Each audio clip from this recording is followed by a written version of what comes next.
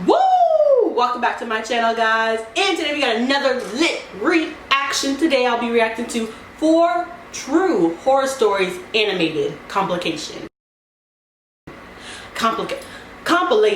by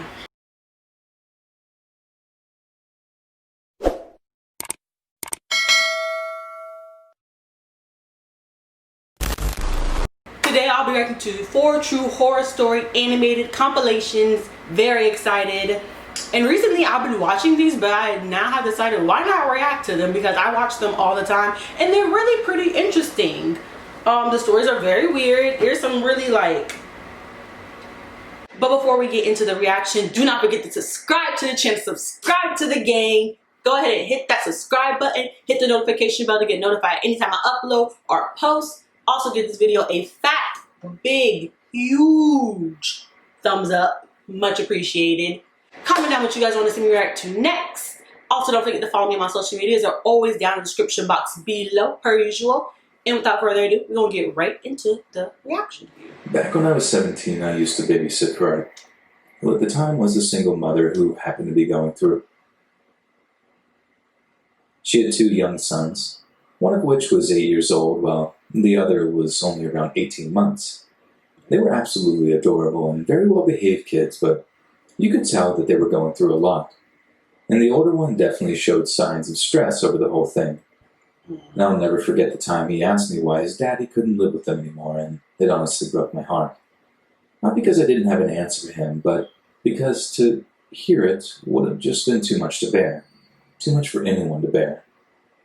Anyway, after a few months of being alone, she finally decided to get back on the old dating horse. I was so happy for her. After such a rough time, she deserved to find happiness again, to find someone who had the wherewithal to be a real father to these 2 adorable little boys. So one night she leaves on her date and says she'll be back around midnight and not a moment later. Only she doesn't tell me exactly where she's going, and I have no way to contact her because this was back in the 80s and no one had a cell phone.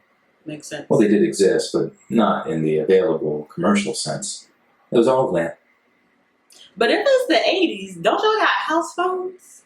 And you know how in the movies, especially like in the 80s movies, like if it's a babysitter, they call the restaurant and you pick up. So why did you just give her the number to the restaurant? Or wherever y'all were going, the number to the establishment, so if she did need you, she could have called. That don't make no sense why she just didn't give you the number to wherever she was going on her date. Mine's back then. Otherwise, this might not have gone the way it did. So on the night in question, I'm chilling on the couch, absent-mindedly flicking through the TV channels. I put the kids to bed an hour previous. They're sleeping like rocks, and everything seems fine and dandy. When suddenly there's a knock at the front door.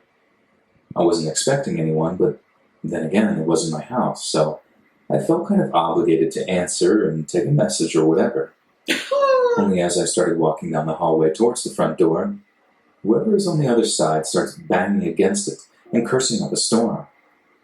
"Cheryl, I know you're in there. Open the door." Now, what was exactly said, I don't remember, but I'm not keen on repeating some of the words they used. It was really, really harsh. So I'm just frozen, looking at the door in total fright when the oldest boy came flying out of his room and down the stairs, running to the door and yelling, "Daddy's home!" Oh my God. I grab him, pull him away from the door. I had no idea what this guy's intentions were, and after all, they were probably divorced for a freaking reason. But I almost fainted with fear when I hear the words, "I got my shotgun in my truck, and tonight, I'm going to teach you a lesson you'll never forget." He screams this, but then I hear his footsteps move up the gravel path. It appeared he wasn't bluffing at all. And if that was the case, then our lives were clearly in danger. When he gets back, he's banging on the door and threatening to start shooting through it if no one opens. I grab both kids and run out the back door and across the street to my house where my mom calls the police. When the police arrive a few minutes later, they actually find the ex-husband taking a massive dump on Cheryl's porch. Ew! Ew! Now I understand why my mom never let me babysit. Because you see, somewhere behind, Is somebody crazy? Is somebody crazy? Instead of calling the mother and trying to have a civil conversation, you go behind them, go to the house, start banging on the door like you are crazy, and threatening to get the shotgun to kill your ex-wife or whoever he thought was in there. It just don't make no sense. Like, cause like why? Why? And then like you scaring the kids, like you're obviously acting irrational, and it's just like why? When you could have just had some type of conversation with her. But obviously, from this, it sounds like he wasn't a rational person and there was not going to be any talking. It's going to be click, clack, bang, bang all up in there. So, and then he had the nerve to take a shit and leave it on the doorstep. I ain't never in my soul heard of someone bold enough to take a dump on someone's door and just leave it there. Like, instead of using the bathroom before I left the house, I'm just gonna save up what I had throughout the day and just take a shit on the steps. Like, did you have toilet paper? Did you wipe your ass? Probably not. So now you got doo-doo stains in your drawers. Like, I just don't get it. Yeah, like He was arrested, and I wait with the kids at the house for their mom to show up. Everyone was in tears by that point, even my mom, who was normally a pretty reserved woman. I mean, maybe he was just having a manic episode and no one was in real danger, but honestly, it was one of the most terrifying nights of my entire life. When my grandfather was younger, he became the principal of an elementary school. He was in his late 20s, early 30s at the time. And despite being young, he was a born leader. He was a great principal and everyone loved him. There was a young boy at the school who was having behavioral issues in class, and my grandfather saw that the kid didn't have a lot of parental support. So he called his father and had talked with him about spending more time with his son and just a general parenting session. It turned out that all the boy needed was his dad's attention, and after a few weeks, he was a happy model student. Whenever my grandfather would leave school late, he would see the dad was playing basketball with his son after he got home from work. It was one of those moments that he took pride in, being able to make a difference in people's lives. So nice. However, not everything had such an easy solution, and my grandfather found himself having to deal with an employee, Stanley the janitor, who was showing up to work drunk. Stanley was an alcoholic with a mean streak, and my grandfather tried on multiple occasions to deal with his behavior. Finally, one day Stanley showed up so drunk that my grandfather sent him home and called the superintendent to let him know he was going to be firing him the next morning after he sobered up. He then warned them to let him deal with it when Stanley was sober, because he was not a stable person. As it goes in these kinds of stories, the superintendent was furious and decided that he was going to call Stanley himself and fire him despite my grandfather's warning. No one called my grandfather to tell him about it either. Wow. So he was completely in the dark and thought he could deal with it in the morning. Stanley was furious and went to the school that evening. He searched the offices, my grandfather's included, and tore things apart until he finally had what he wanted. He was in a blaze of fury, and on his way out, he saw the father and his son playing basketball. Before we get on to what's going to happen, these anime stories are funny because look how they drew this man. Like, one eyeball is big, one eyeball is like lazy. Like, they got some type of like skin problem with him. Like, I don't know. They be being like, these animated stories are very over exaggerative with their characters. Like, they make them look like a 3-year-old would draw. Like, I don't know why they made him to be drunk. Like, why he gotta look like that to be an alcoholic? Like, damn. He walked towards them and pulled something out of his trousers. It was a gun. He then proceeded to shoot the little boy, killing him instantly. The father was so upset, was hysterically crying, but somehow managed to get the gun away from Stanley and shoot him. My grandfather was called to the elementary school immediately by the police because there were 2 dead bodies. The little boy and Stanley were dead. What was even worse was the cry from the father and him saying that he couldn't save his son. It was clear that he could never forgive himself for that day. My grandfather was pulled aside by one of the police who would search Stanley for evidence. They had found a hit list of people that he was going to kill, and all the addresses of those people that he had retrieved when he searched the offices. My grandfather was number 1 on that list. So, Wow. if it weren't for that father, it's likely that I would never have been able to meet my grandfather, and possibly my mother and grandmother would have been killed if Stanley had been able to complete his mission. To this day, I get goosebumps whenever I hear that story, and it's just so chilling. My grandfather never uttered a single word about this after his initial recount, and my mother made me swear to never tell him I knew. He carried the weight of that boy's death on him until the day he died. That just literally gave me chills and was so sad. That was so sad. Like, this crazy alcoholic drunk MFer had a hit list. Like, to be an alcoholic, he was pretty smart to make a hit list. Like, why the hit? For what? Like, it just doesn't make any sense about why you would make a hit list, because you getting fired is because you can't stop drinking alcohol and showing up to work drunk. It's you. You're the problem. He killed the kid. Like, he killed a child. Like, I can't. And in front of his dad, like, imagine being the dad and you just watch your son just die. No cap. If that story would have ended any different than the father killing Stanley, the drunk, the alcoholic, I would have been hot. Like, kill this.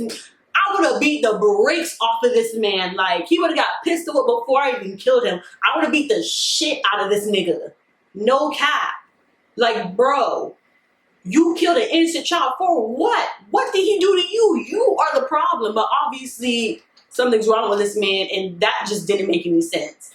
Instead of trying to get himself help, and a child had to be lost in the process. That's sad. And then the dad, I can't even imagine. Like, that was a sad one more so than scary. That was sad. Like, that was horror. Like, I could not imagine. I live in a house compound, and one day me and my family were visiting a friend's house. After a couple of hours, my mom and my friend's mom asked us to go fetch something from my house. So we go back to my home, which is a long way from his, and the walk seemed uncomfortably long and creepy and had an eerie atmosphere for some reason.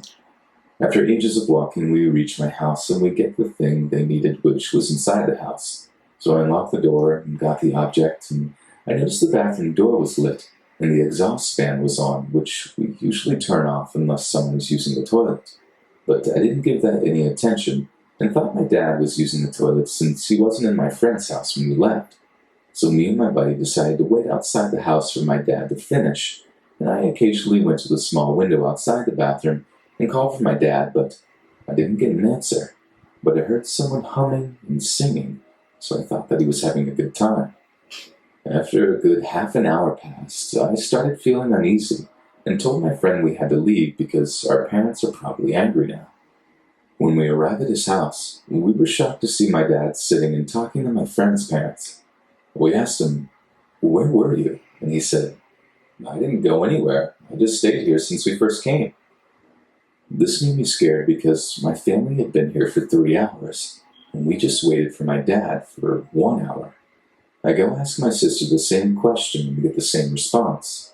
Someone was surely in my bathroom. After the visit is done, we go back home, just to find the front door, which I locked and unlocked, and the bathroom door was wide open. My family acted normally, but I was completely freaking out, and I couldn't get any sleep that night.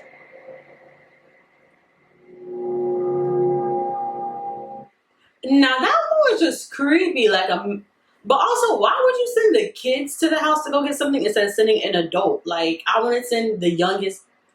Like, it sounds like they were the youngest or the youngest ones there at the moment. So why would you send them instead of sending, like, the dad to go get whatever you needed, or the sister if she was older? Like, that didn't make any sense about why you sent them to go to your house, which he said was pretty far to go get something. Like, I don't know why she did that. And then if somebody was in the bathroom, like, were they taking a shit? Were they taking a pee? And number 1 or number 2? Like, why are you in the bathroom? Why the bathroom? But good thing he didn't open the door, or he didn't try to investigate more, because rule number 1, especially if you black, we don't investigate, where we did. As soon as I would have saw the bathroom, I'm out. I'm like, all right, somebody in the bathroom. Like, I probably wouldn't have thought nothing of it, to be honest. I'm like, all right, someone's in the bathroom. Like, whatever. Like, I probably did the same. Like, oh, someone came back to the house and they're in the bathroom. Like, all right. Like, but that's weird. First and last time I babysat, back when I was 16 in the early 80s. I'd just gotten a driver's license and needed gas and insurance money for the old beat-up car I bought. I was watching two boys, about 6 and 10, while parents went out to celebrate some anniversary or something. They had promised to be home at 11. At the time, cell phones were pretty rare, so no way to contact them other than calling the restaurant. Evening was going great until about 9:30 when their large, aggressive Doberman goes crazy running around the house barking and growling before running into the basement, refusing to come up. Sort of freaks me out a bit because this dog is huge, aggressive, and very protective of the house and kids. I do a quick check of the house and kids and everyone was okay. I let the dog stay in the basement, put at around 10, as instructed by the parents. Job done. So I'm watching TV at around 10:30 when, suddenly, I begin to smell something burning. Running into the youngest boy's room and find the oldest boy in bed with him. Both are asleep, so I wake them both and tell them that we need to get the dog and go outside. But the dog just straight up refuses to leave the basement. And I had to prioritize. So I get the kids outside and tell them to sit in the front yard while I go in to call the fire department. I'm not showing good judgment here, but I was 16. Oldest says, I left a candle burning under my bed. As I go back in, yep, a candle. Now, I know he was 10 years old, but you left the whole Why was the candle under the bed lit, is the question. Even if I was 10, that wouldn't have even made sense. Why would you light a candle and put it under the bed? Under their bed, since apparently monsters couldn't anywhere where there's light. I know, dumb kids. As I open the door to go back in, there's this huge explosion behind me across the street and power goes out. The kids start screaming and following me back into the house. I grab the phone, but there's no dial tone. I get the kids out of the house again, onto the back porch this time and make it really clear that they're to stay there. I can still hear the dog whimpering in the basement. I run to the oldest kid's bedroom with the fire extinguisher and flashlight from the kitchen and look under the bed through hazy smoke. The offending candle has gone out, but has burnt a hole in the box spring, which also has gone out. I flip the box spring and blast it with the extinguisher just in case. I then run to the front porch. I know the person that's in this situation is 16. When you first went there and seen the candle was under there, why did you not take it out then? All you had to do was take it out and literally...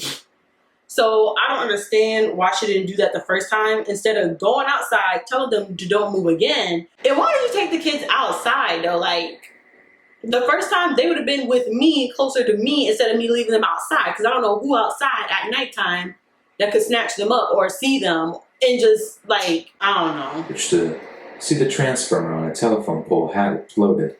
A lightning pole... What? Lighting the pole on fire and taking out the phone and electricity service for the street. I run and check on the box springs, which are still out. I open the bedroom windows to air out the room, then get the kids off the back porch into the living room onto the couch, where they both are just crying their eyes out. The oldest was apologizing for the fire, but insisted that if he didn't keep the candle lit, then, of course, monsters would get him. Fire department shows up for the transformer at around 11. Kids fall asleep on the couch at around midnight after watching the firemen across the street put out the transformer fire. The power comes back on at about 1:30 a.m. The parents show up at 2:30 a.m. when they were supposed to be back by 11. They're somewhat buzzed and start complaining that the kids are not in bed and the oldest room is trashed with a flipped-over mattress and dry fire extinguisher powder covering the box springs. And to add insult to injury, they straight up refuse to pay me. The situation gets really tense, and would you believe it? The Doberman picks this time to come out of the basement and starts aggressively growling at me. Walked out with $1 to my name, and I never babysat again. Why did the parents show up at 2:30 when they said they were coming back at 11? Don't know. Very confused on that, and I've been hot at them about that. But then not only that, I had to put out the candle that your son lit underneath his bed. The dog is a crackhead barking down the stairs in the basement. For what reason, don't know, never figured that out. And then the electricity went out. The transformer was on fire. And I don't even get paid. I'm hot. I'd have been hot. Very pissed. I've been like, your son lit this damn candle underneath the bed. So yes, I do deserve to get paid because I saved your whole house from burning down. Had I not known and had I not smelled the smoke and been smart enough to go take it out, guess what? You wouldn't have a home to show up too late at 2:30 in the morning. Because guess what? It would have been burnt down. I'm like, I wish because even at 16, he would have got cussed out. I'd be like, and that's if you won't pay me. Like, what? That was 4 true horror stories, animated compilation. Thank you guys for watching this video. If you guys have made it to the end, do not forget to hit that subscribe button, subscribe to the channel, and subscribe to the game because we are lit. Also, do not forget to turn on your post notifications, get notified every time I upload. Do not forget to give this video a big thumbs up. Thank you guys for watching. Do not forget to follow me on my social medias. They're always down in the description down below. I love you guys, and I will see you guys in another video. Gang.